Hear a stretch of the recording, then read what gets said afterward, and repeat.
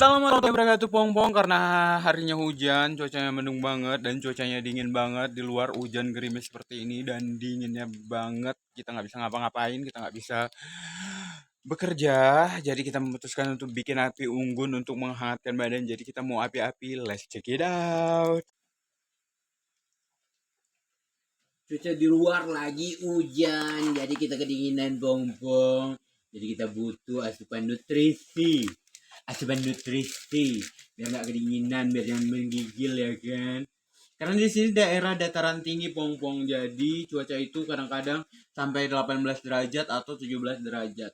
Dan karena waktunya udah siang juga, jadi sembari nunggu hujan reda, kita bau api-api dulu ya, Pong-Pong. Kita mau menikmati teh dan juga apa ini ada roti. Jadi sambil menunggu waktu hujan reda dan sebelum makan siang, kita jadi menikmati ini semua. Bye-bye.